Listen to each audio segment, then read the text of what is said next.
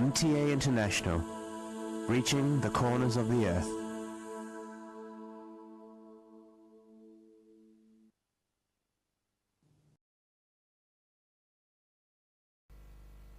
صلی علی رسولنا صلی علی محمد صلی علی نبینا صلی علی محمد صلی علی کریمنا صلی علی محمد صلی علی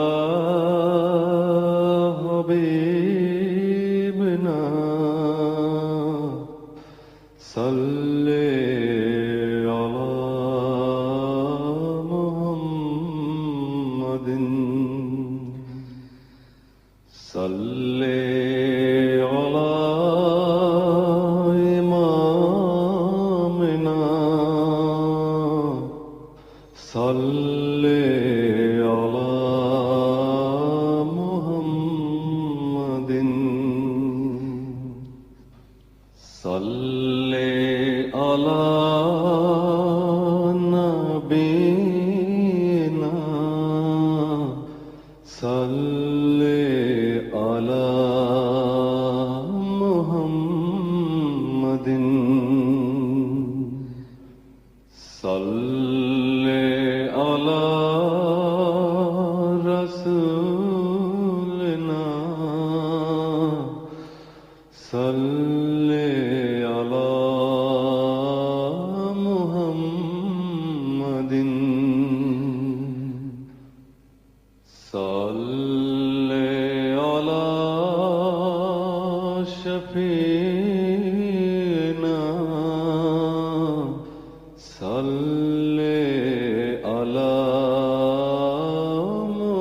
محمد صلی علی کریمنا صلی علی محمد صلی علی حبیبنا صلی علی محمد صلی علی امامنا صلی علی محمد صلی علی رحیمنا صلی علی محمد صلی علی نبینا صلی علی محمد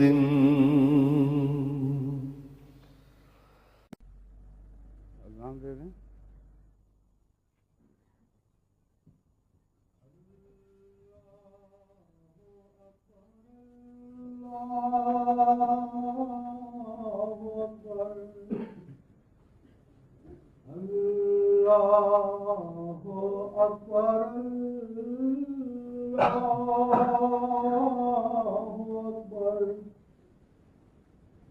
أشهد أن لا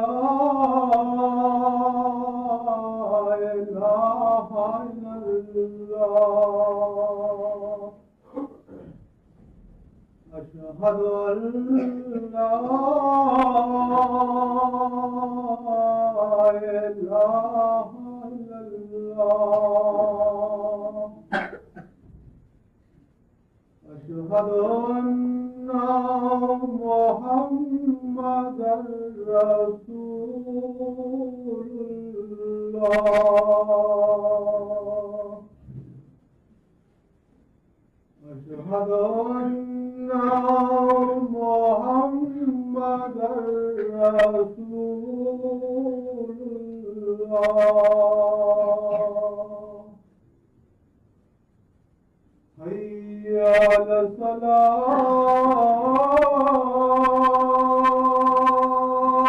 الصلاة حي على الصلاة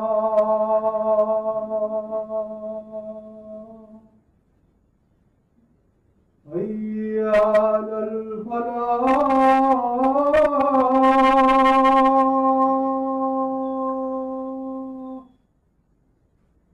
حي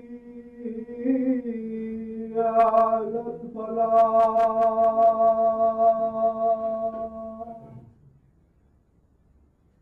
الله أكبر الله أكبر لا إله إلا الله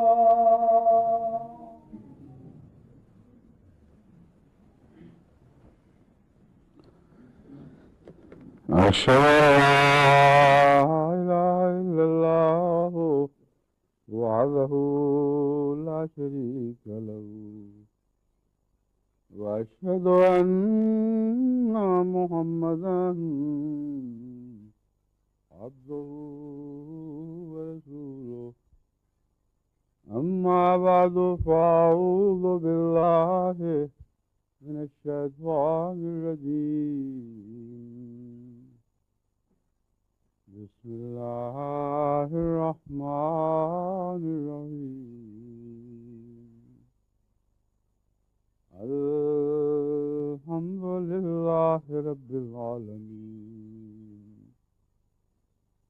الرحمن الرحيم مالك يوم الدين إياك نعبد وإياك نستعين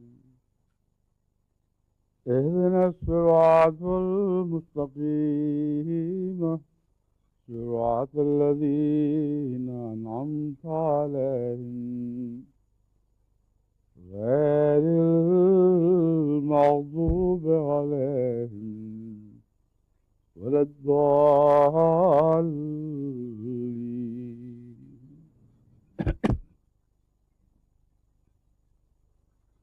اللہ تعالیٰ کے فضل کے ساتھ جماعت احمدیہ جب سے دعوت اللہ کے کام میں بیدار ہو کر مصروف ہوئی ہے، مولویوں کے کیمپ میں تو گویا کھلبلی مچ گئی ہے۔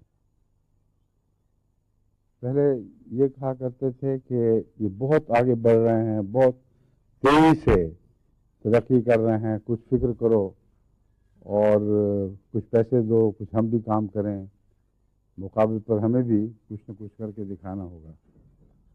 اور آپ کہہ رہے ہیں کہ سب گپیں مار رہے ہیں، بالکل ترقی نہیں کر رہا ہے، صرف ہماری ترقی سے حسد کرتے ہوئے اب انہوں نے بوکھلا کے باتیں شروع کر دی ہیں کہ ہم بہت ترقی کر رہے ہیں۔ یہ جو اچانک پلٹا کھایا ہے انہوں نے، یہ اس بات کا غماز ہے کہ بہت گہری چوٹ پڑی ہے، بھندا گئے ہیں، ابھی تک ان کو ہوش نہیں آ رہی کہ ہم کریں تو کیا کریں، کس طرح احمدیت کے راستے روکیں۔ لیکن جتنا یہ راستے روکنے کی کوشش کریں گے، یہ قطعی یقینی بات ہے، اٹل ہے کہ اتنا ہی تیزی سے جماعت اور زیادہ ترقی کرتی چلی جائے گی۔ اب تو ان کی حسرتوں کے دن آ رہے ہیں جو بڑھتے چلے جائیں گے۔ اب تو ہماری مرادیں پانے کے دن آ رہے ہیں اور مرادوں والی راتیں آ رہی ہیں. دن بھی ترقی ہوگی اور رات بھی ترقی ہوگی اور ہوتی چلی جائے گی. کوئی دنیا کی طاقت نہیں جو اس تقدیر کو بدل سکے. وہ آثار ہم دیکھ رہے ہیں کس رفتار سے اللہ تعالیٰ ہمیں آگے بڑھا رہا ہے اور آگے بڑھاتا چلا جائے گا. اب تو لاکھوں پر خوشی ہو رہی ہے.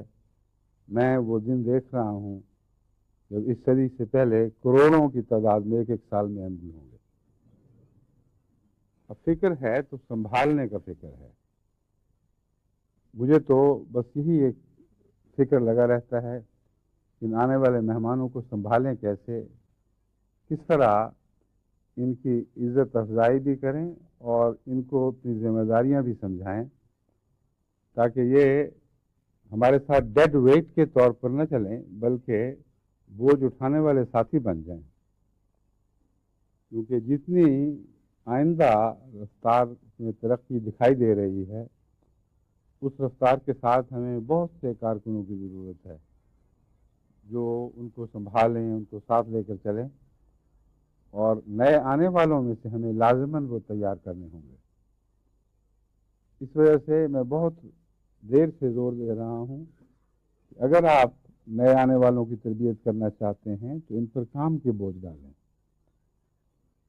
میرا لمبا تجربہ ہے کہ جماعت احمدیہ میں جو پیدائشی احمدی بھی ہوں, جب تک ان پر کام کے بوجھ نہ ڈالے جائیں وہ چمکتے نہیں. ان کی صلاحیتیں خابیدہ رہتی ہیں. بعض ایسے ہیں جو یوں دکھائی دیتے ہیں جیسے کنارے کے احمدی ہیں, ان سے بھلا کیا کام لیا جا سکتا ہے. لیکن اللہ تعالیٰ نے یہ عجیب فطرت رکھی ہے کہ مومن پر جب بوجھ ڈالا جاتا ہے تو اور ترقی کرتا ہے, اور بوجھ بھی ایک ایسا بوجھ ہے جس کو اٹھا کر وہ زیادہ ہلکے قدم ہو کر اور بھی تیزی سے چلتا ہے. اس سے پہلے اس کے قدم بوجھل ہوتے ہیں, اس کا دل بھاری ہوتا ہے. اس کو نماز کی طرف بھی بلاؤ تو بوجھل قدموں سے آتا ہے. لیکن جب وہ اس قابل ہو کہ اس پر نماز پر لانے کی ذمہ داری ڈالی جائے تو پھر وہ ہلکے قدموں سے دوسروں کو لینے کے لیے چلتا ہے اور تھکتا نہیں. دن کو بھی یہ کام کرتا ہے, رات کو بھی یہ کام کرتا ہے.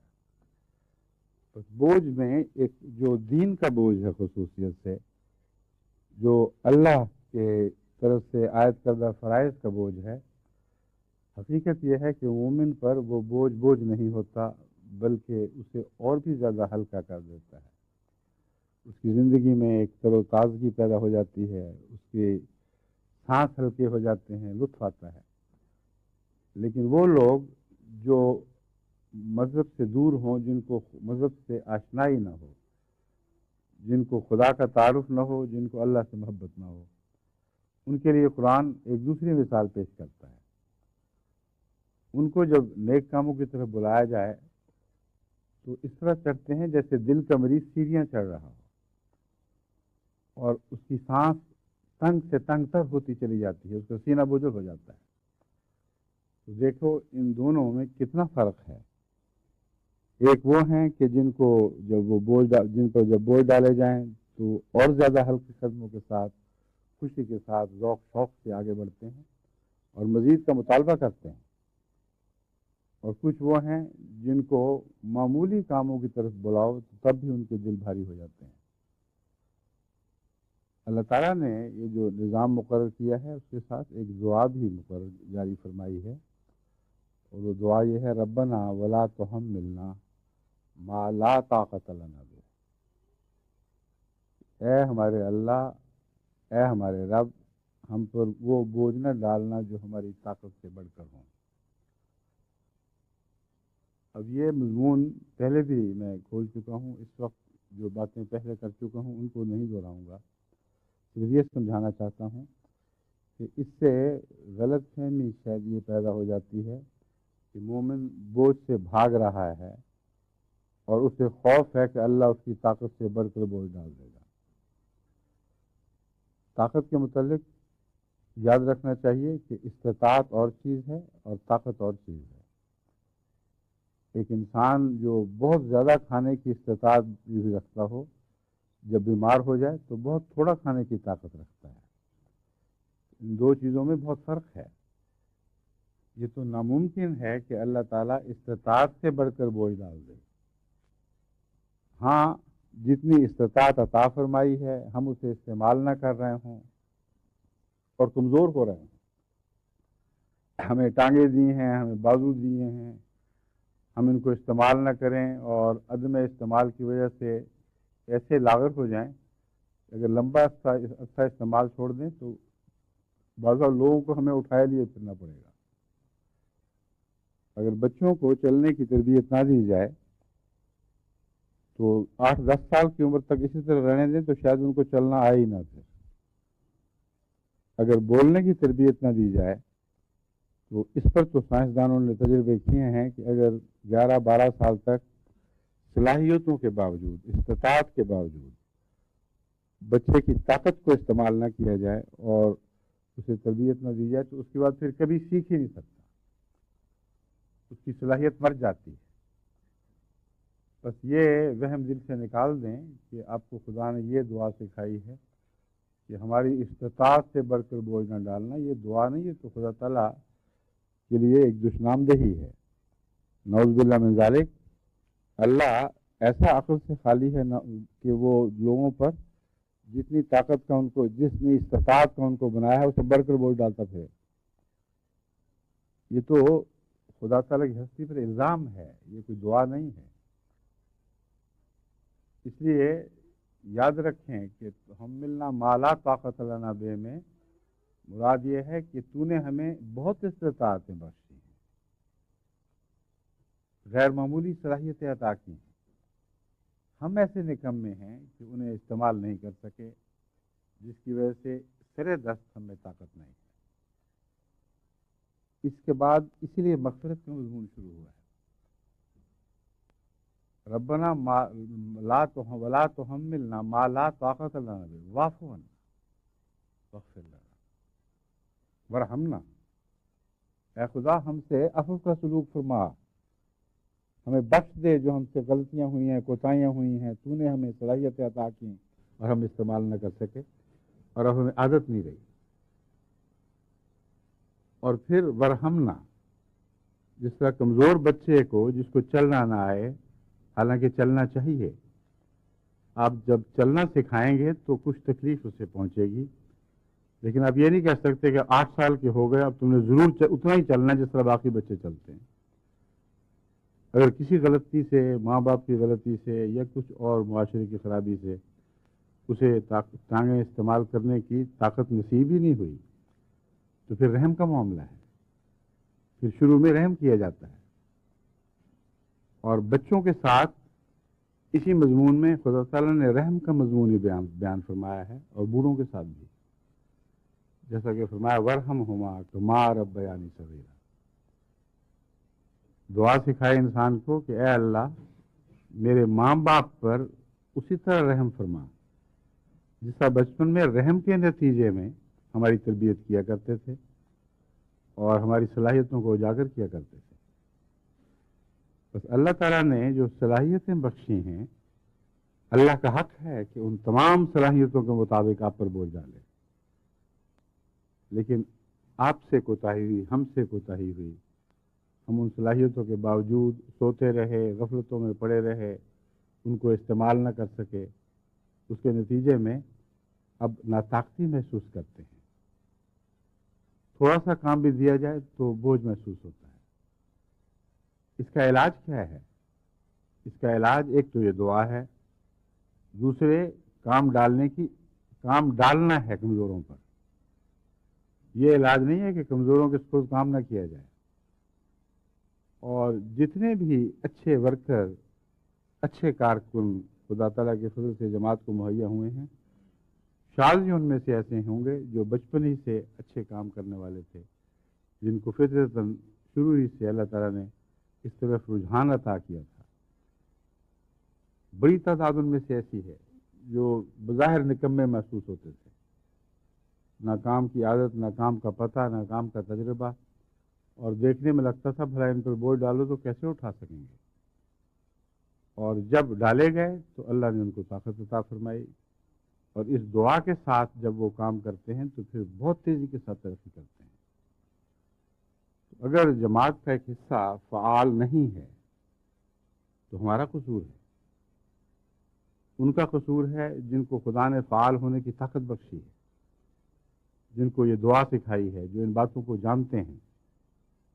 ان کو چاہیے کہ اپنے بھائیوں پر بوجھ ڈالیں اور بوجھ ڈال ڈال کر ہی ان کو آگے بڑھائیں، لیکن یہ یاد رکھیں کہ بوجھ ڈالتے وقت آپ بھی تو خدا سے توقع رکھتے ہیں کہ ولا تحملنا ما لا طاقت لنا بہ، اے ہمارے رب ہم پر طاقت سے بڑھ کر بوجھ نہ ڈالنا، تھوڑا تھوڑا ڈالیں، اتنا کہ وہ خوشی سے اٹھا سکیں، اور جب اس کو اٹھائیں گے تو پھر اور کی طلب پیدا ہوگی، پھر اور کی طلب پیدا ہوگی۔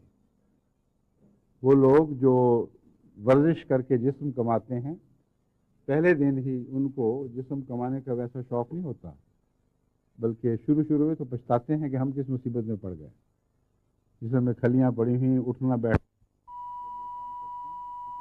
اپنا جسم کماتے ہیں، ایک اعلیٰ مقصد کے لیے اپنی طاقتیں بناتے ہیں، اور اس وجہ سے ان کو یہ خطرہ کوئی نہیں کہ محض کام کی خاطر کام کر رہے ہیں۔ اللہ تعالیٰ کے فضل کے ساتھ جب وہ کام کرتے ہیں اس کی جزا بھی ان کو ملتی ہے، اور کئی طریقے سے جزا ملتی ہے۔ اس لیے جب آپ کسی پر کام کسی کے سپرد کرتے ہیں تو یہ نہ دیکھا کریں کہ وہ تو ادنا ہے، معمولی ہے، اس کے سپرد یہ کام کیوں کر دیا۔ در حقیقت جب آپ ادنا سمجھ کر کسی کے سپرد کام نہیں کرتے تو آپ کے اندر ایک تکبر کا مادہ ہے، اور تکبر کے نتیجے میں ضرور نقصان پہنچتا ہے۔ خدا تعالیٰ نے پہلی کہانی میں ہی ہمیں یہ سبق سکھایا کہ اللہ نے تو مٹی کے سپرد کام کر دیا، اور شیطان نے تکبر سے کام لیا، یہ اس ذلیل چیز کے سپرد تو نے کام کر دیا، کام کیسے کر سکے گا؟ تو مٹی سے پیدا ہوا، مٹی میں کہاں استطاعت ہے؟ ہاں، آگ میں طاقت ہے، اس میں روشنی بھی ہے، اس میں جان بھی ہے، بڑے بڑے کام کر کے دکھاتی ہے۔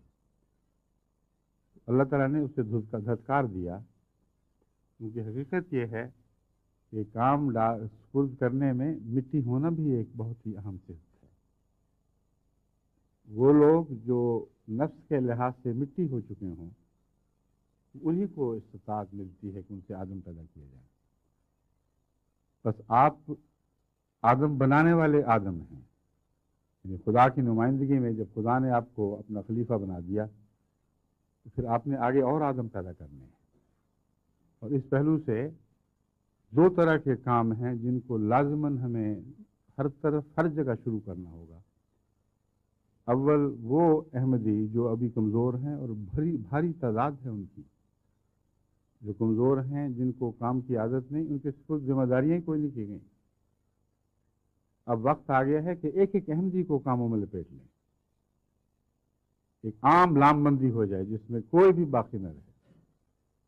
دیکھو، جب امن کا دور ہو تو اس وقت ہر ایک کے لیے فوج میں شامل ہونا ضروری نہیں ہوا کرتا، ایک معمولی تعداد ہے جسے شامل کر لیا جاتا ہے، مگر جب قوم کی بقا کا سوال پیدا ہو، جب زندگی اور موت کا مسئلہ ہو، اس وقت پھر حکومتوں کی طرف سے لام بندی، عام لام بندی کے اعلان ہو جاتے ہیں، جو بھی ہے میسر سب کو لپیٹ لو، بڑے بوڑھے چھوٹے سب حاضر ہوتے ہیں۔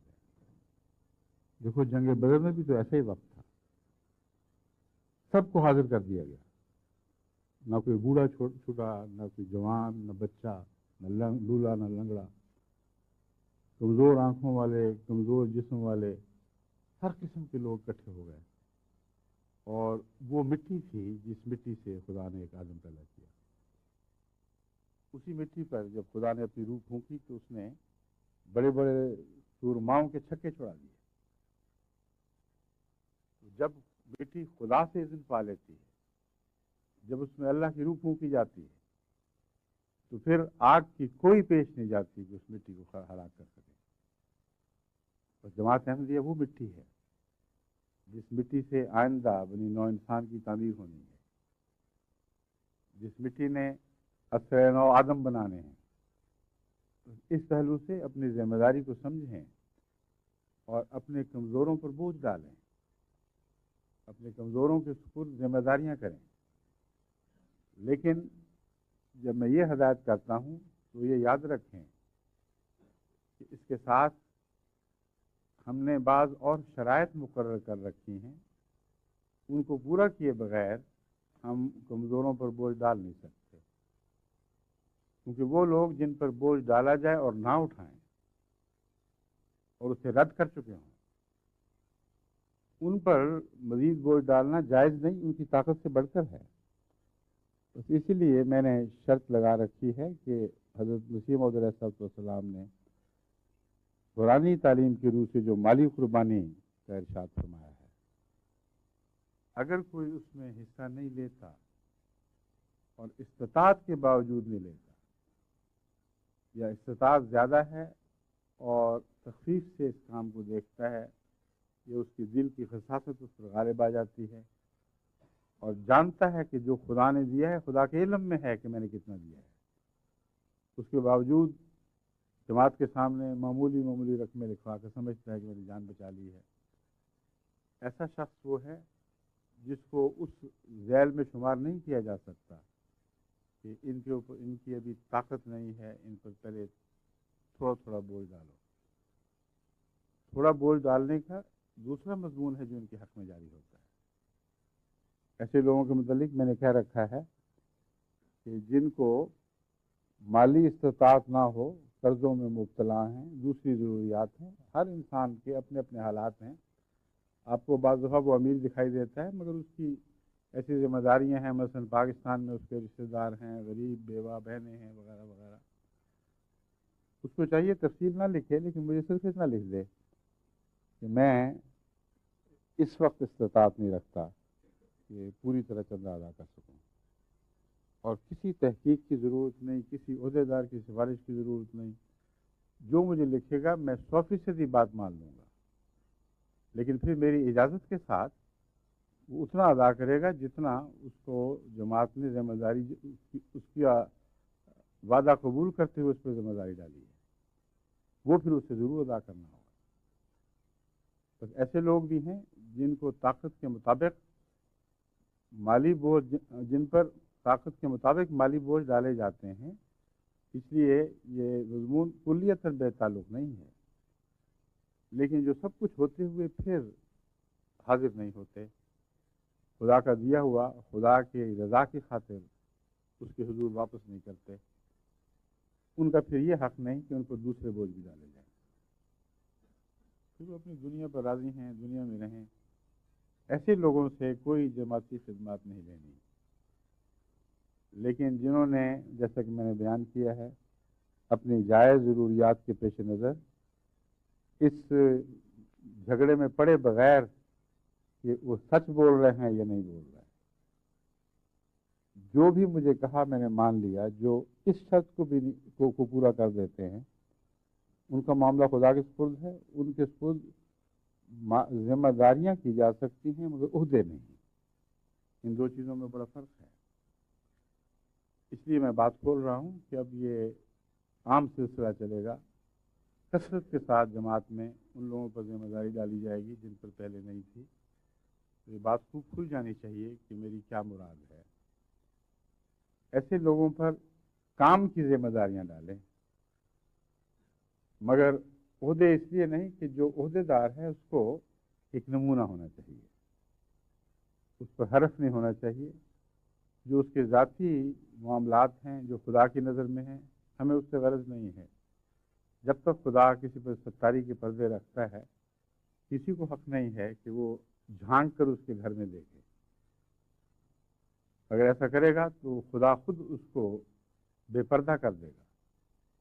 اس لیے جہاں تک ظاہر کا تعلق ہے، اگر کوئی شخص ظاہر کی شرائط پوری کرتا ہے اور عام طور پر دیندار اور متقی دکھائی دیتا ہے اور مالی قربانی میں حسب استطاعت حصہ لیتا ہے، اور اگر کمزوری ہے تو پھر اپنی ناطاقتی ظاہر کر کے طاقت کے مطابق بوجھ اٹھانے کا وعدہ کرتا ہے، ایسے شخص پر ذمہ داری ڈالی جا سکتی ہے مگر جب عہدے دار بنایا جائے تو پھر سب کی نظر ہوتی ہے اور لوگ دیکھتے ہیں کہ کس قسم کا عہدے دار ہے. اگر وہ مالی قربانی میں پیچھے ہے تو یہ اچھا نمونہ نہیں ہوتا, جماعت پر بد اثر پڑتا ہے. اس مجبوری کے پیش نظر یہ میں اعلان کر رہا ہوں, پہلے بھی کر چکا ہوں, کہ عہدوں کو چھوڑ کر دوسرے کام سپرد کریں, اور اگر آپ کام سپرد کریں گے تو کاموں کی برکت سے پھر ان کے دل بھی کھلیں گے اور ان کی دوسری کمزوریاں بھی دور ہوں گی. کیونکہ ایک حصے میں طاقت پیدا ہو تو اس سے دوسرے حصے میں بھی بسا اوقات طاقت پیدا ہو جاتی ہے. اس پہلو سے لازم ہے کہ ہم جماعت میں زیادہ سے زیادہ کارکن پیدا کریں, کیونکہ جیسا کہ میں نے بیان کیا ہے بہت بڑے بڑے بوجھ پڑنے والے ہیں, اور ان کے لیے جو ہم دعا مانگتے ہیں کہ ہماری طاقت سے بڑھ کر ہم تو بوجھ نہ ڈال, تو یہ مراد نہیں ہے کہ طاقت حاصل کرنے کی کوشش نہیں کرنی. دراصل یہ وہ مضمون نہیں ہے جو میں نے کہا تھا کہ کم کی دعا مانگی جا رہی ہے. دعا مانگی جا رہی ہے زیادہ سے زیادہ کی. اصل میں ہماری جتنی طاقت ہے اتنا بوجھ ڈال دیں, اور جب طاقت کے مطابق بوجھ پڑے تو طاقت ضرور بڑھتی ہے, اگر استطاعت سے زیادہ نہ ہو. اگر استطاعت سے زیادہ بوجھ ہو تو طاقت ٹوٹ جاتی ہے, اور انسان کا جسم اس زیادہ بوجھ سے پارا پارا ہو جاتا ہے, اس میں کچھ بھی باقی نہیں رہتا. اس لیے دعاؤں کے مضمون کو سمجھنا بہت ضروری ہے. اس دعا کا مطلب یہ ہے کہ اے خدا ہماری طاقت کے مطابق بوجھ ڈال دے ہم پر, ہم حاضر ہیں. اس کا مطلب یہ ہے کہ ایک آدمی اگر ایک دن میں 20 میل چل سکتا ہے تو یہ دعا کر رہا ہے کہ اے خدا 20 میل ضرور چلا, اس سے زیادہ نہیں. لیکن جو 20 میل چلے گا اس کی طاقت بڑھ جائے گی, اور یہ دعا اس کا پیچھا نہیں پھر چھوڑے گی. اگلی منزل پر یہ دعا پھر حاضر ہو جائے گی, اس کو پکڑ لے گی کہ تم نے تو یہ کہا تھا نا کہ مجھے طاقت کے مطابق بوجھ ڈال, تو اب تیری طاقت 30 میل کی ہو چکی ہے, اٹھ اور 30 میل چل کے دکھا. اور جب وہ 30 میل چلے گا تو پھر جب تک استطاعت کا آخری کنارہ نہیں آتا اس کی طاقت بڑھتی رہے گی, اور اللہ تعالیٰ کی طرف سے اس سے مطالبے بھی بڑھتے چلے جائیں گے. تو اس پہلو سے جماعت کی تربیت کرنے میں لازم ہے کہ ہم سب احمدیوں پر طاقت کے مطابق بوجھ ڈالیں, اور یہ نہ ہو کہ یہ فعال حصہ ہے, یہ غیر فعال حصہ ہے. غیر فعال پر جب ذمہ داری ڈالی جاتی ہے تو اللہ تعالیٰ کے فضل کے ساتھ دل میں ایمان ہے اور دین کی محبت تو ضرور موجود ہوتی ہے. اس کے نتیجے میں اللہ تعالیٰ رحم فرماتا ہے, اور پھر ایسے لوگوں کو طاقت کے مطابق ہی نہیں, پھر طاقت کو بڑھا کر پہلی طاقت سے بہت بڑھ کر بوجھ اٹھانے کی توفیق بخش دیتا ہے. ایک تو یہ ضروری ہے کہ ہم اپنی عددی طاقت کو حد استطاعت تک استعمال کر جائیں. جتنی ہماری عددی طاقت ہے اس وقت اس کا 5% یا 10% استعمال ہو رہا ہے. اگر تمام مباحثین کو شامل کر لیا جائے تو ہو سکتا ہے 2% استعمال ہو رہا ہو. اور جو بھی خدا تعالیٰ ہمیں پھل عطا فرما رہا ہے یہ تمام عالمی جماعت کے 2% کا نتیجہ ہوگا, یا مالی لحاظ سے اگر دیکھیں تو شاید 5% کا نتیجہ ہو. کیونکہ اگر ہم 1 کروڑ ہیں تو ساری دنیا میں کل چندہ دہندگان ہر طرح کے ملا کر 5 لاکھ سے زیادہ نہیں. اگر 4 لاکھ ہیں تو پھر 4% ہے جو حصہ لے رہا ہے. لیکن چندے میں یہ جو فیصد ہے اس کو بھی سمجھنا ضروری ہے. ایک جب تعداد گنتے ہیں تو اس میں نہ کمانے والے بچے بھی گن لیے جاتے ہیں, اور اس کے علاوہ عورتیں ہیں جو خود گھر چلانے کی ذمہ داری ادا کر رہی ہیں, کما تو رہی ہیں مگر اور رنگ میں کما رہی ہیں. وہ اپنی محنت کا پھل کھاتی ہیں, مگر خاوند کی مال پر گھر چلتا ہے, اس لیے لگتا یہ ہے کہ صرف خاوند کما رہا ہے. وہ بھی کچھ نہ کچھ چندہ ضرور دیتی ہیں, مگر بچے تو اکثر چندوں کی استطاعت نہیں رکھتے. اس لیے اگر 4 لاکھ بھی ہو، میں نے ابھی تک پورا صحیح اندازہ نہیں لگایا، لیکن شاید 4 لاکھ سے بھی کم ہو سکتا ہے 2 لاکھ ہو۔ 2 لاکھ کا تو مطلب یہ ہوگا کہ جو ہمارے کمانے والے ہیں ان کا تقریباً 20% ایسا ہے جو چندے دے رہا ہے۔ اور بڑی وجہ اس کی یہ ہے کہ بہت سے ایسے علاقے ہیں مثلاً افریقہ کے جہاں جماعت کثرت سے پھیل رہی ہے، پھر یورپ کی نئی قوموں میں بڑی کثرت سے پھیل رہی ہے، ان کو ابھی ان باتوں کا پتہ ہی نہیں کہ مالی قربانی ہوتی کیا ہے۔ اس لیے کبھی کبھی جب ان سے مطالبے کیے جاتے ہیں کچھ نہ کچھ وہ پیش کر دیتے ہیں، مگر جو میں شمار بتا رہا ہوں ان میں ان کی گنتی نہیں ہوتی، یعنی 1 لاکھ 2 لاکھ جتنے بھی باقاعدہ دینے والے ہیں ان میں ان کو شمار نہیں کیا جاتا۔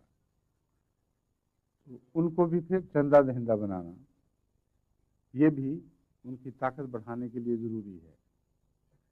اور جیسا کہ میں نے بیان کیا ہے، ابھی ایک بڑی گنجائش ان لوگوں میں موجود ہے کہ اللہ تعالیٰ اگر ان کے اوپر ہمیں توفیق بخشے کہ طاقت کے مطابق بوجھ ڈالیں تو پھر ان کی طاقتیں بڑھانا شروع کر دے گا، اور اگر استطاعت تک جماعت کی طاقتیں پھیل جائیں تو دنیا تو ایک چھوٹی سی چیز آپ کے سامنے رہ جائے گی، اس کی کوئی حیثیت نہیں رہ جائے گی۔ جو تبلیغ والے ہیں وہ چندوں کے لحاظ سے چندہ دینے والوں سے بھی بہت پیچھے ہیں، کیونکہ چندہ دینے کا نظام حضرت مسلم موعود کے زمانے میں بہت ہی محنت کے ساتھ بڑے لمبے عرصے میں مستحکم کیا گیا ہے، اور دعوت اللہ کا نظام ابھی گزشتہ 10-12 سال کی بات ہے کہ باقاعدہ چندے کے نظام کے طریقے، بلکہ بعض جگہ اس سے بھی زیادہ کوشش کے ساتھ مستحکم کیا جا رہا ہے، اور اب تک جو خدا کے فضل سے نتائج نکلے ہیں وہ حیرت انگیز ہیں، میری توقع سے بہت بڑھ کر ہیں، کیونکہ میں جانتا ہوں کہ کسی شخص کو جو نادہندہ ہو دہندہ بنانا نسبتاً آسان ہے، مگر غیر مبلغ کو مبلغ بنا دینا اور ایسا مبلغ بنا دینا کہ وہ آگے پھر پھل پیش کر سکے، یہ ایک بہت مشکل کام ہے۔ اس لیے جو کچھ ہم نے حاصل کیا ہے محض اللہ کا احسان ہے، اس میں ہمارے نفس کو کسی دھوکے میں مبتلا ہونے کی ضرورت نہیں، کیونکہ خدا نے اس زمانے میں ہمیں داخل کر دیا تھا جو پھلوں کا زمانہ ہے، جو نئی بہاروں کا زمانہ ہے۔ ہم اس دور میں داخل ہو چکے ہیں جس دور میں مسیح موعود علیہ السلام نے کام شروع کیا تھا، اور جس دور میں مسیح موعود علیہ السلام نے اللہ سے غیر معمولی نشانات پاتے ہوئے حیرت انگیز انقلابات کی بنیاد رکھی تھی۔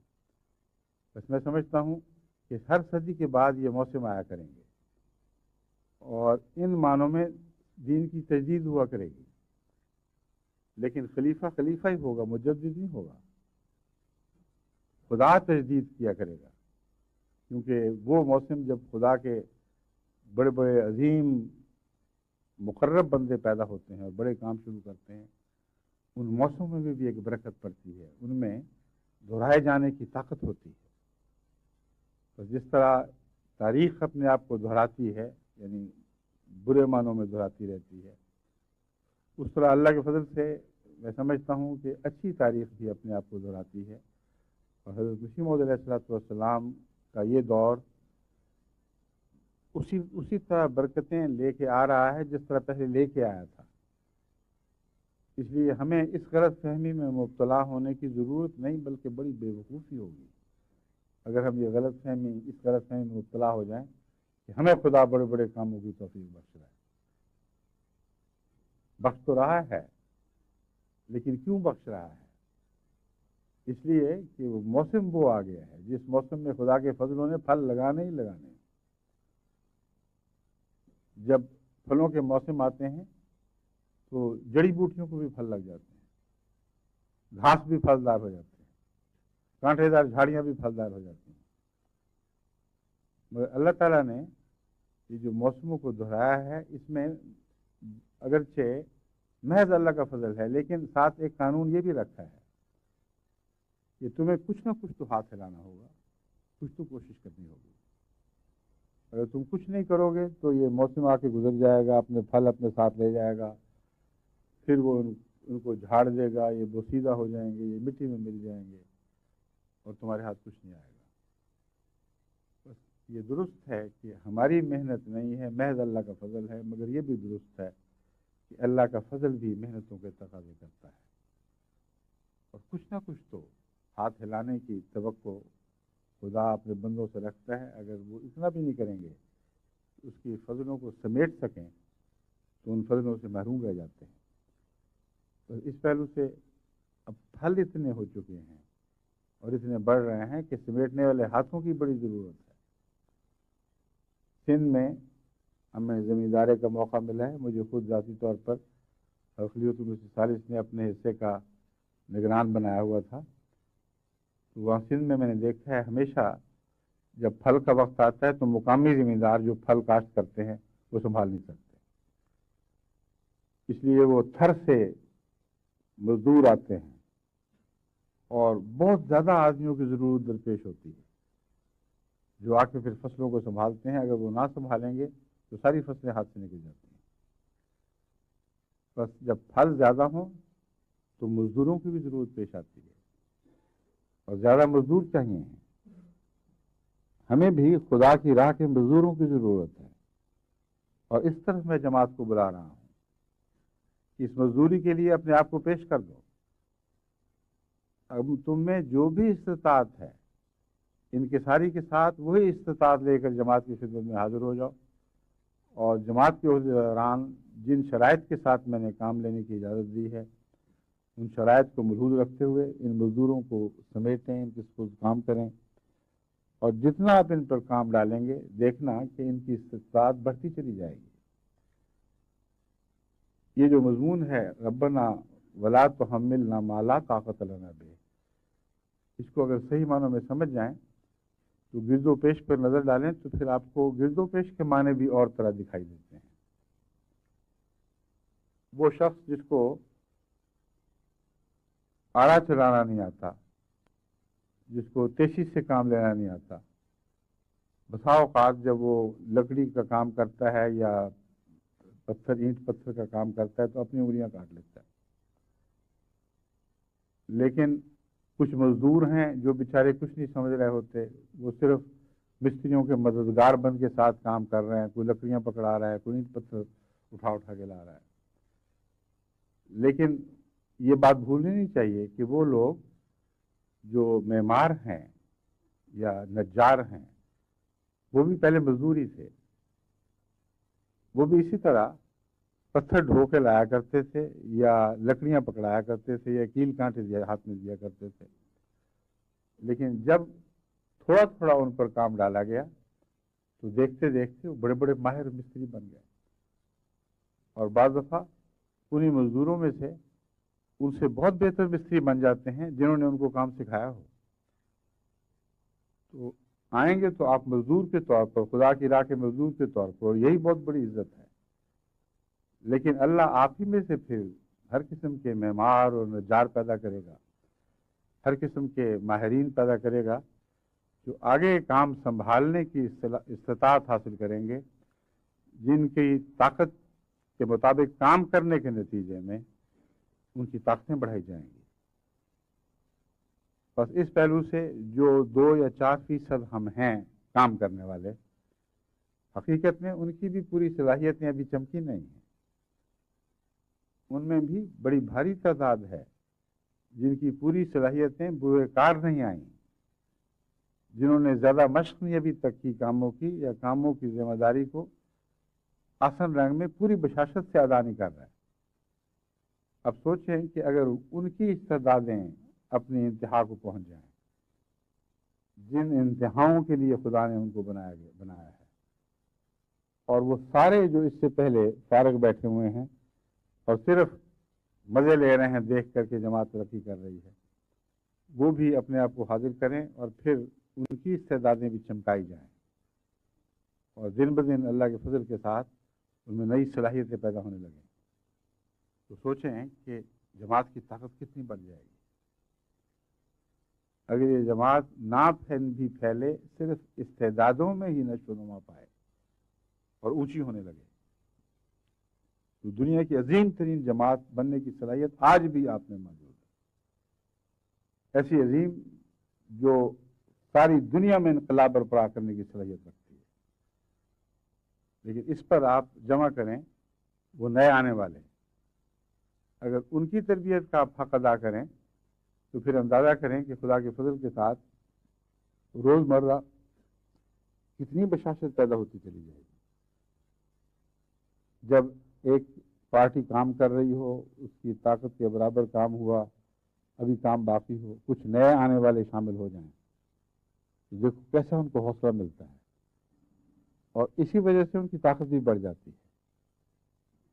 اگر نئے آنے والے شامل نہ ہوں تو بعض دفعہ وہ انسان نفسیاتی مایوسی کا شکار ہو کر اپنی طاقت کو پوری طرح استعمال کرنے کا اہل نہیں رہتا.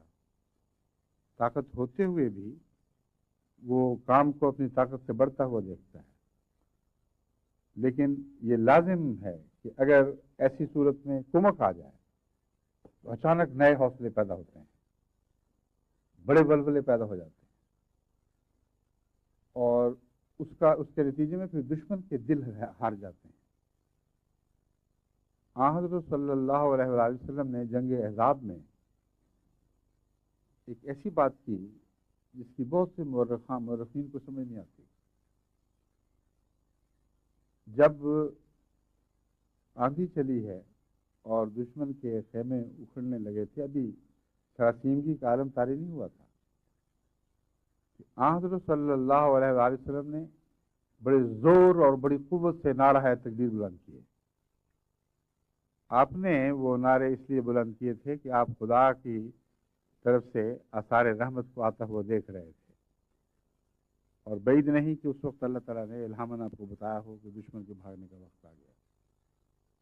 مگر وہ نعرے جو تھے انہوں نے دو طرح کام کیا.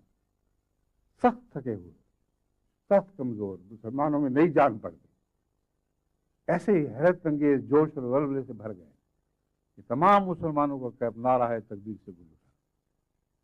اور دشمن نے جب یہ سنا تو وہ یہ سمجھا کہ صرف آندھی نہیں، ان کو کوئی کمک حاصل ہو گئی. اتنا بڑا حوصلہ اتنی تھکی ہوئی جماعت میں سوائے اس کے پیدا ہو ہی نہیں سکتا کہ کہیں سے کمک آ گئی ہے. کمک تو آئی تھی مگر وہ فرشتوں کی کمک تھی جس کو وہ دیکھ نہیں سکتے تھے. اور اس نے دوہرا کام کیا. اور مورخین یہ ضرور بتاتے ہیں، خاص طور پر جو مستشرقین ہیں وہ سمجھتے ہیں کہ نعوذ باللہ رسول اللہ صلی اللہ علیہ وسلم میں چال چلی تھی. چال کیسی چلی تھی؟ اس کے ساتھ تو ساری ہوا چل پڑی تھی، آندھی برپا ہو گئی تھی. یہ خدا کی چال تھی، اور اللہ تعالیٰ کی طرف سے تصرف کے نتیجے میں حضرت صلی اللہ علیہ وسلم نے نعرہ تکبیر بلند کیے. لیکن خدا کی چال جب چلتی ہے تو پھر کسی دشمن کی کچھ پیش نہیں جاتی. تمام دشمن کیمپ میں جو بے شمار تعداد میں محمد رسول اللہ کے ساتھیوں سے زیادہ تھا، یہ خوف برپا ہو گیا کہ ایک تو اوپر سے آندھی چل پڑی ہے اور پھر ہماری آگیں بجھ گئی ہیں. اب یہ بھی کوئی نعروں سے تو نہیں بجھی تھی، وہ مشرک تھے، وہ آگ پرست کی پرستش کرنے والے لوگ تھے. تمام واقعات اکٹھے رونما ہوئے بیک وقت، اور ایک خاص مقصد کی خاطر ایسا ہوا ہے. وہ جو آندھی چلی ہے تو وہ آگ جس کی وہ بڑی حفاظت کیا کرتے تھے، جس کو خدائی کا نشان سمجھتے تھے، تیز آندھیوں میں بھی وہ جلتی تھی اور جلا کر جلتی رہتی تھی. لیکن یہ وہ آندھی تھی جس کا مقابلہ وہ آگ نہ کر سکی، اور وہ ایک نشان بن گئی کہ اب تمہاری آگ کے بجھنے کے دن آ گئے ہیں. وہ جب دیکھا تو مشرک توہم پرستوں کے تو چھکے چھوٹ گئے، اور ان کے لیڈر نے فوری طور پر اپنی اونٹنی کو پکڑا ہے، اور بیشتر اس کے کہ وہ اعلان کر سکتا اس نے خود بھاگنے کی. وہ سمجھا کہ اب تو دشمن آ پہنچے ہمارے اوپر، اور حالت یہ تھی کہ وہ قلعے سے بندھی ہوئی تھی، اس کو کھولنا بھی بھول گیا. اس کو ایڑ لگاتا تھا، مارتا تھا، اور اسے بھاگا نہیں جاتا تھا. اس راسینگی کے عالم کو دیکھ کر سارے دشمن کیمپ میں افراتفری پڑ گئی اور وہ اٹھ دوڑے. تو یہ اس کی بنیاد اگر دیکھیں تو کمک سے ہے، کمک پہ بنتی ہے۔ کمک کا مضمون بڑا گہرا ہے جو جنگی داؤ پیچ میں غیر معمولی اہمیت رکھتا ہے، مگر یہ کمک تھی جو اللہ کی طرف سے آئی تھی۔ آپ کی کمک بھی اللہ ہی کی طرف سے آئے گی، مگر آپ وہ ہاتھ پاؤں ضرور ماریں گے، آپ کو مارنے ہوں گے کہ وہ لوگ جو بغیر کام کے بیٹھے ہیں ان کو ساتھ شامل کر لیں۔ اس کے نتیجے میں طبی طور پر آپ میں حوصلہ پیدا ہوگا اور یہ لوگ فرشتوں کی طرح آپ کے دلوں کو طاقت بخشیں گے۔ اپنے میں سے بھی آدمی ڈھونڈیں اور ان کی تربیت کریں، اور جو نئی قومیں ہم میں داخل ہو رہی ہیں ان پر جلد از جلد ذمہ داریوں کے بوجھ ڈالیں۔ میں نے افریقہ کے احمدیوں کو یہ ہدایت کی تھی کہ اگر غربت ہے تو خواہ ایک پیسہ لینا ہو، ان کو یہ نہ کہو کہ ہمیں تم اپنی آمد کا 16واں حصہ ضرور دو، جس طرح سے اجازت ہے ان کو آپ کہیں کہ اگر تم ایک دمڑی ایک پیسہ بھی دے سکتے ہو تو خدا کے حضور پیش کرنا ہے، تم نے دعا کرتے ہوئے اللہ کے حضور پیش کرو کہ اے خدا میں یہ اپنی طاقت سمجھتا ہوں، اور پھر یہ دعا جب کرو گے کہ ربنا ولا تحملنا ما لا طاقت لنا بہ، تو یہ دعا خود آپ کو اندر سے ایک مذکر پیدا کر دے گی۔ اور ایسا ہی ہوتا ہے، وہ لوگ جو اجازتیں لیتے ہیں یا شروع میں کم دیتے ہیں کہ ہمیں طاقت نہیں، اگر وہ دعا گو ہوں تو ضرور ان کے اندر انقلاب برپا ہوتا ہے۔ وہ کہتے ہیں ہم نے تو کہا تھا طاقت تک کی حد تک بوجھ ڈالنا، ہم تو طاقت سے بہت کم پیش کر رہے ہیں۔ اور اگر دعا میں طاقت ہو یا سنسیریٹی اور خلوص ہو تو یہ خیال پیدا ہو یا نہ ہو یہ دعا پکڑ لیتی ہے، اور ان کو پتہ ہی نہیں لگتا کہ ہوا کیا ہے، لیکن ان کے دل میں عجیب عجیب طرح کی ندامتیں پیدا ہونے لگتی ہیں۔ اور بعض لوگ مجھے خط لکھتے ہیں اور حیرت انگیز باتیں لکھتے ہیں، کہتے ہیں ہم روتے ہوئے خط لکھ رہے ہیں، ہم ہوا کیا تھا، ہم نے کیوں تھوڑے کی درخواست کی، ہم نے اپنی زندگی گوائی، اور کہتے ہیں ہم وعدہ کرتے ہیں آئندہ بھی دیں گے، پچھلا بھی پورا کریں گے، مگر خدا کے لیے یہ سہولت ہم سے اٹھا لیں، کیونکہ اب جیا نہیں جاتا اس سہولت کے ساتھ۔ اور پھر اللہ ان کے مالوں میں برکت ڈالتا ہے، ان کے ایمان میں برکت ڈالتا ہے، ان کے کاموں کی توفیق میں برکت ڈالتا ہے۔ تو عجیب لیکھیں ہیں، یہ مضمون ہی الگ ہیں کہ ان کے لطف تو اٹھا کے دیکھو۔ یہ وہ بوجھ نہیں ہیں جو بوجھ پڑھتے ہوں تو زیادہ انسان بوجھل ہو جائے، یہ تو وہ بوجھ ہیں جب پڑھتے ہیں تو جسم ہلکے ہونے لگتے ہیں، کیونکہ خدا پھر خود ان بوجھوں کو اٹھاتا ہے۔ واف و عنا کا مضمون یہی تو سمجھا رہا ہے کہ طاقت کے مطابق ڈالنا، لیکن عفو سے کام لینا تاکہ ہم ان بوجھوں کو اٹھاتے ہوئے بالکل تکلیف محسوس نہ کریں۔ اگر یہ مضمون اس میں نہ ہو تو عفو کے معنی ہی کچھ نہیں ہے۔ وغفر لنا، اور جو کمزوریاں ہم میں ہیں ان سے بخشش سے کام لینا، جو ہم پہلے کر بیٹھے ہیں ان کے نقصان اب ہم نہ اٹھائیں۔ وغفر لنا کا مضمون اس دور سے تعلق رکھتا ہے جب اپنی نااہلی کی وجہ سے، اپنی کمزوریوں کی وجہ سے ہم نے اپنی طاقتوں کو پوری صلاحیت عطا نہیں کی، اور اب ترس رہے ہیں کاش ہم میں طاقت ہوتی تو ہم آگے بڑھ کر زیادہ کام کر سکتے۔ وغفر لنا، اے خدا ہماری کوتاہیوں کو بخش دینا اور ان کے بد نتائج سے ہمیں محفوظ رکھنا۔ ورحمنا، اور یہ حالت قابل رحم ہے۔ ایک آدمی دعا کرتا ہے مجھے طاقت کے مطابق دے، پھر ڈرتا ہے کہ اس کے باوجود میں کچھ بھی نہیں کر سکوں گا، میری تو بہت تھوڑی طاقت ہے، یہ حالت ہی بڑی قابل رحم ہے۔ اس لیے دعا کا آخری نتیجہ یہ نکالا ورحمنا، ہم سے رحم کا سلوک فرمانا، جیسے ماں باپ بچوں سے رحم کا سلوک کرتے ہیں، اور اس رحم کے سلوک کی یادیں ان کو پھر دعاؤں پر مجبور کرتی ہیں۔ وہ اپنے بوڑھے کمزور ماں باپ کے لیے دعائیں کرتے ہیں، جیسے انہوں نے ہم پر رحم فرمایا تھا، اے خدا تو اب ان پر رحم فرما۔ تو یہ وہ مضمون ہے جس کو سمجھتے ہوئے ان بڑھتے ہوئے بوجھوں کو ہم اٹھا سکیں گے۔ اگر ہم نے ان مضامین کو نہ سمجھا، اگر ان کا حق ادا نہ کیا، اگر اللہ تعالیٰ کی طرف سے واضح ہدایات اور روشنی کے باوجود اپنے بڑھتے ہوئے بوجھوں کو ہلکا کرنے کی کوشش نہ کی، یعنی ہلکا ان معنوں میں کہ ہمیں ہلکے محسوس ہوں، اور بڑھتے ہوئے ان معنوں میں کہ جتنے ہلکے محسوس ہوں اور بڑھتے چلے جائیں اور ہم انہیں ہلکا سمجھتے رہیں، یہ وہ کام ہے جس کام کے نتیجے میں دنیا میں انقلاب برپا ہوں گے۔ وہ تو شروع ہو چکے ہیں، ہو رہے ہیں، لیکن فکر یہ ہے کہ یہ نہ ہو کہ ہمارے پھل ہماری طاقت سے آگے بڑھ جائیں۔ جس طرح بعض دفعہ میں نے بیان کیا تھا کہ سندھ میں بھی میں نے دیکھا ہے بعض دفعہ فصلیں بہت زیادہ ہوں تو مصیبت پڑ جاتی ہے ذمہ دار کو۔ مزدور جن کو آنے کی عادت ہوتی ہے وہ اسی رفتار سے اسی تعداد میں آتے ہیں، اور کپاس اتنی ہو گئی ہے اس سال یا مرچیں اتنی ہو گئی ہیں کہ وہ سنبھالی نہیں جاتی، وہ پھر ٹوٹ ٹوٹ کر مٹی میں ملتی ہیں اور گلتی ہیں۔ مرچوں کی فصلیں تو میں نے دیکھا ہے بہت ضائع ہو جاتی ہیں اگر مزدور وقت پہ نہ ملیں تو آپ کی فصلیں تو مرچوں سے بہت بہتر ہیں، آپ کی فصلیں تو کپاس سے بہت زیادہ اعلیٰ درجے کی ہیں۔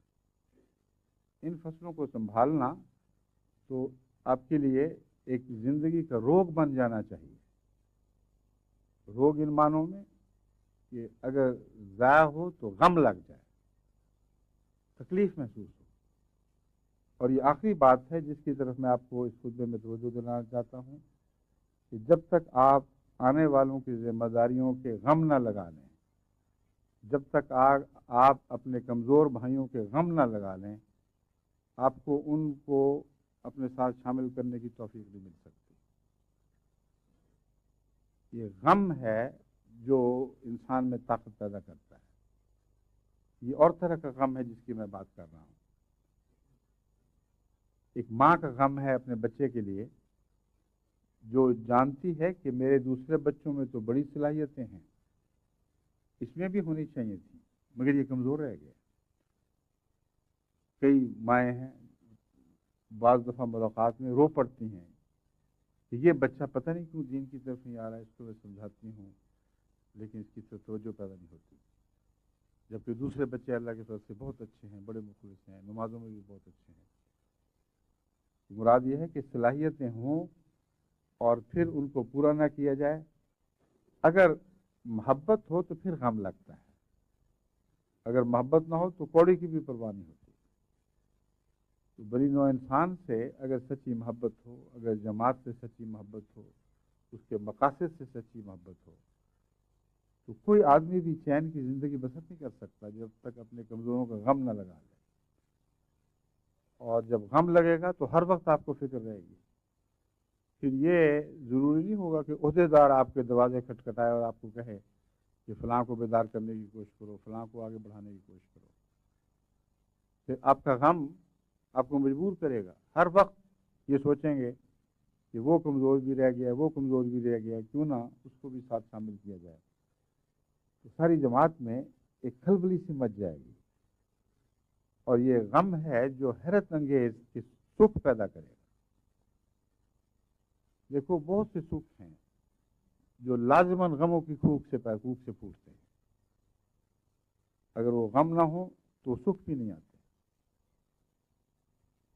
اور یہی وجہ ہے کہ اللہ ماں کو بغیر تکلیف کے بھی بچہ عطا کر سکتا تھا، مگر بچے کی غیر معمولی محبت کی خاطر ماں کو ان دکھوں سے گزارا جاتا ہے، اور ان دکھوں کا اس بچے کی محبت سے گہرا ذاتی تعلق ہے۔ لوگ سوچتے نہیں ان باتوں کو، بعض دفعہ جہالت میں کہہ دیتے ہیں کہ ماؤں کو تکلیف کیوں ہوتی ہے۔ اگر بے تکلیف کے بھی بچے ہوتے تو گلیوں میں رلتے پھرتے، کوئی ان کو پوچھتا نہ، ماؤں کو بھی ان کی کوڑی کی پرواہ نہ ہوتی۔ یہ 9 مہینے کا دکھ ہے، وہن نہ لا وہن، کمزوری کے بعد کمزوری، پھر بھی مائیں اسے اٹھائے پھرتی ہیں اور بڑی محنت کرنی پڑتی ہے۔ پھر بچہ پیدا ہوتا ہے تو دیکھو کس اذیت سے بعض دفعہ جان کا خطرہ بن کر آتا ہے، اس سے تو پھر پیار ہونا ہی ہونا۔ یہ فطرتی بات ہے، وہ یہ چیز محبت پیدا کر دیتی ہے۔ بس ماں کے غم سے بچے کی محبت پھوٹتی ہے.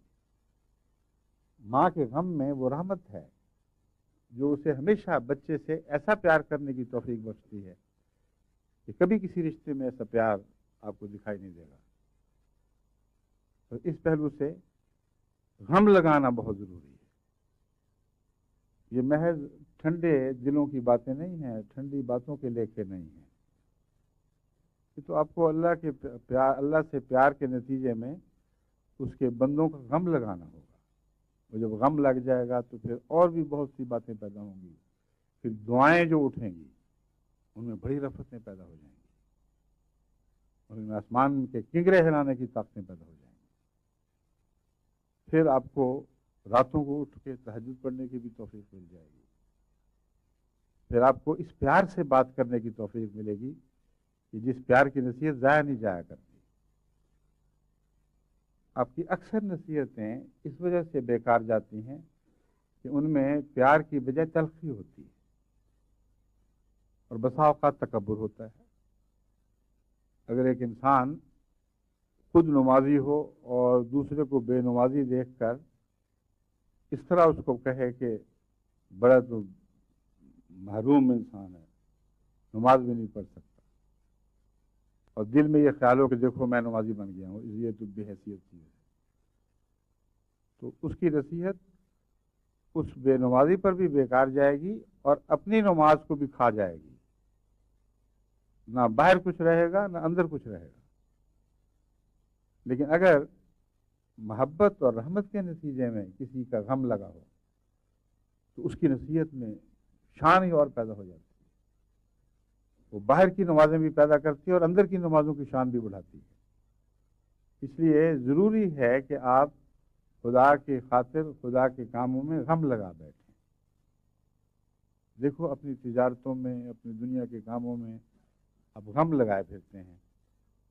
حضرت مسیح موعود علیہ السلام نے بارہا بڑی حسرت سے یہ لکھا ہے کہ وہ لوگ جو میری جماعت میں ہوتے ہوئے دنیا کے غموں میں دن رات لگے ہوئے ہیں، مجھے ان کی تصور سے تکلیف پہنچتی ہے. وہ دین کا غم تو لگا کے دیکھیں. اگر وہ دین کا غم لگائیں گے تو ان کو اپنے غم لگانے کی ضرورت نہیں رہے گی. یہ ایک اور نسخہ ہے جو حضرت مسیح موعود علیہ السلام نے ہمارے ہاتھوں میں تھما دیا ہے، اور بڑا کار کر نسخہ ہے.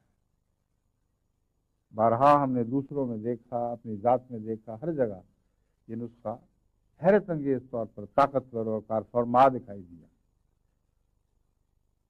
کئی دفعہ میں نے بعض بزرگ صحابہ کی مثالیں دی ہیں کہ وہ اس نسخے کو باقاعدہ عمدن اس طرح استعمال کیا کرتے تھے جیسے کوئی ڈاکٹر کسی مریض پر کوئی نسخہ استعمال کرتا ہے. اور ان میں ہمارے عبد الرحمان صاحب میر سنگھ جو سکھوں میں سے آئے تھے لیکن بڑے ولی اللہ اور بزرگ اور ملہم اور سچے رویا اور کشوف دیکھنے والے بزرگ بن چکے تھے. حیرت ہوتی تھی دیکھ کر. ایک دفعہ میں قادیان گیا، جب وہ بھی ساتھ تھے تو ان کے جو سکھ دوسرے ملنے والے ان کے گاؤں سے آئے ہوئے تھے، ان کے اندر زمین آسمان کا فرق تھا. حیرت ہوتی تھی کہ کس طرح مسیح موعود علیہ السلام نے خاک کی چٹکی سے کیمیا بنا دی. اور وہ خود بھی محسوس کرتے تھے، وہاں کے ماحول والے سارے، یہ کچھ کا کچھ بن چکا ہے. ان کا یہ دستور تھا. ان کو جب مالی تنگی ہو، اب یہ نسخہ پہلے آپ نے شاید نہ سنا ہو، میں نے سنایا ہو تو اور بات ہے، لیکن عموماً لوگوں کو پتہ نہیں کہ یہ بھی ایک نسخہ ہے. مالی تنگی محسوس ہوتی تھی تو بجائے اس کے کہ زیادہ وقت مال کمانے پر لگائیں، سارے کام چھوڑ کے تبلیغ کو نکل جاتے تھے. اور فارمولہ یہ بنایا ہوا تھا کہ میں اللہ کے کام کرتا ہوں، اللہ میرے کام کرے گا، اور کرتا تھا. کبھی بھی اس میں ناکامی نہیں ہوئی. ان کے واقعات جو اس وقت بھی سننے میں آئے، ابھی بھی شاید ان کی اولاد نے محفوظ کیے ہوں، ان میں حیرت انگیز اعجازی نشانات ہوتے تھے. وہ کام پہ گئے ہیں خدا کے کام پر، تبلیغ شروع کی، رات کو واپس آئے تو پتہ لگا کہ منی آرڈر آیا پڑا ہے کسی کی طرف سے تحفے کے طور پر. وہم و گمان میں بھی نہیں تھا کہ یہ رقم کہیں سے آئے گی، مگر وہ تحفہ مل جایا کرتا تھا.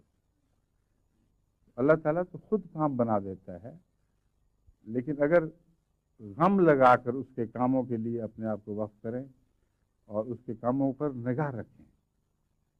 بس جتنی قوم میں ہم میں نہیں آ رہی ہیں، خواہ اس ملک میں ہوں یا جرمنی میں ہوں یا افریقہ میں ہوں یا فار ایسٹ میں جو بحر الکاہل کے جزائر ہیں ان میں ہوں، ہر طرف ایک ہی نسخہ ہے جو کام کرے گا. آپ کو اپنی صلاحیتیں بڑھانے کے لیے اپنے بوجھ بڑھانے ہوں گے، اور جن پر بوجھ نہیں ہے ان پر بوجھ ڈالنے ہوں گے. جلد از جلد بھرتی شروع کریں. اور کام آپ کو اتنے میں بتا چکا ہوں کہ اگر آپ نے کرنے ہیں تو اس تعداد سے ہو ہی نہیں سکتے. کام بھی بہت ہی زیادہ ہیں اور بہت ہی اہم کام ہیں، ہماری بقا کے ساتھ تعلق رکھنے والے ہیں. آپ کو لازماً آدمی چاہیے. تو بجائے اس کے یہ سمجھیں کہ جو 4 گنتی کے آدمی کام کر رہے ہیں وہی اچھے ہیں، اس تکبر میں مبتلا نہ ہوں. جن کو آپ برا سمجھتے ہیں ان کو پیار سے پکڑیں اور سمجھائیں. ان میں سے حیرت انگیز طور پر ایسے کیسے کام کرنے والے نکل آئیں گے جو آپ سے بھی بہتر ثابت ہوں گے، یعنی ہو سکتا ہے کہ بہتر ثابت ہوں. پھر تمام نئے آنے والوں کو کسی طرح کاموں میں ملوث کریں. اس دفعہ جرمنی کے دورے پر جو بات میں نے خاص طور پر دیکھی ہے، اس نصیحت کے نتیجے میں جن جن جماعتوں میں نئے آنے والوں پر ذمہ داری ڈالی گئی ہے ان کی تو کیفیت بدل چکی ہے. جن پر کوئی بوجھ ڈالا گیا ہے وہ تو پہچانا نہیں جاتا، یوں لگتا ہے جیسے صحابہ کی اولاد ہے. تمام انداز بدل گیا ہے. نہ یورپ کا اثر، نہ سفید قوم کی طرف منسوب ہونے کا وہم ان کی راہ میں اور خدمت دین کی راہ میں حائل ہوا. کیا ہو سکتا ہے؟ وہ مٹی بن گیا. بس عجیب بات ہے کہ مٹی سے آدم بنتا ہے، اور جب آدم بنتا ہے تو پھر وہ مٹی ہو جاتا ہے، وہ خدا کی راہ میں خاک ہو جاتا ہے. اور یہی عرض کرتا ہے کہ میں تو خاک ہوں. مطلب یہ ہے کہ میں اپنی حیثیت نہیں بھولا. اے خدا تو نے مجھے بہت ترقی دی، بہت اونچی اڑانے بخشیں، مگر میں جانتا ہوں کہ میں ہوں کیا. بس خاک سے اٹھنے والا آدم ہمیشہ خاک کی طرف لوٹتا ہے، اور یہی سچا انکسار ہے جو خدا کو پسند آتا ہے. یہی وہ انکسار ہے جس سے نبی بنتے ہیں، جس سے صدیق بنتے ہیں، جس سے شہید پیدا ہوتے ہیں، جس سے ولی اٹھتے ہیں. بس اس خاک سے آپ بھی اٹھیں، خود آدم بنیں، اور آدم بن کر پھر مٹی ہو جائیں، اور پھر آپ کی مٹی سے اور آدم اٹھیں. یہ وہ دور ہے جب ہمیں اس کثرت کے ساتھ بار بار نئے پیدا ہونے والے آدموں کی ضرورت ہے. اللہ ہمیں اس کی توفیق عطا فرمائے.